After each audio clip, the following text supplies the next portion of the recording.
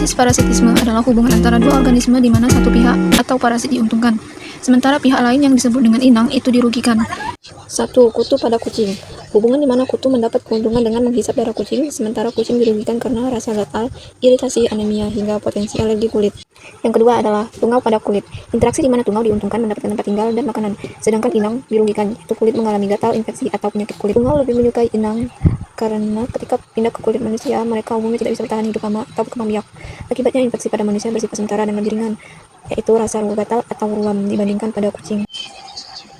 Lalat pada buah terjadi ketika lalat betina meletakkan telur di dalam buah.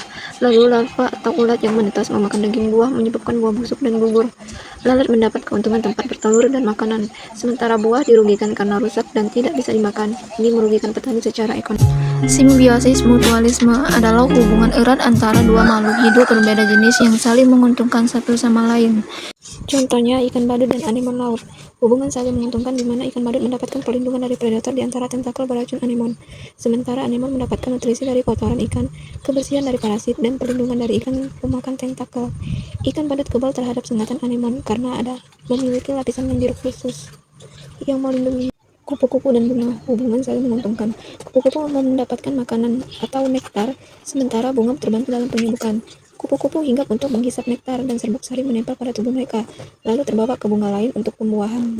Simbiosis komensalisme adalah interaksi biologis antara dua makhluk hidup berbeda jenis, di mana satu pihak mendapatkan keuntungan seperti makanan, perlindungan, atau tempat tinggal, sedangkan pihak lain yang disebut dengan inang tidak diuntungkan maupun dirugikan. Contohnya pada tanaman paku dan pohon sawit. Tanaman paku mendapatkan cahaya matahari dan tempat hidup, sementara pohon sawit tidak dirugikan maupun diuntungkan oleh tanaman paku tersebut. Tanaman paku menggunakan sawit sebagai inang untuk tumbuh lebih tinggi dan mendapatkan nutrisi dari sisa pelapukan tanpa menghisap sari makanan dari inangnya, si pohon sawit tersebut. Yang kedua, burung membangun sarang di dahan pohon. Burung mendapatkan tempat tinggal, perlindungan dari predator, tempat bertelur, dan perlindungan dari cuaca.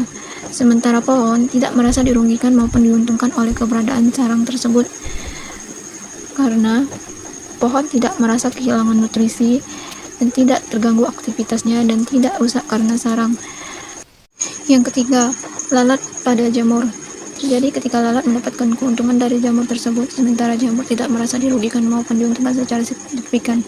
Lalat sering menggunakan tubuh jamur, terutama jenis jamur payung atau jamur kayu yang sudah lunak, sebagai tempat hinggap, tempat bertelur, atau mencari perlindungan. Sementara jamur merasa tidak dirugikan karena lalat umumnya tidak memakan jamur tersebut secara masif atau merusak strukturnya secara permanen. Jamur hanya menjadi tempat tumpangan bagi si lalat tersebut.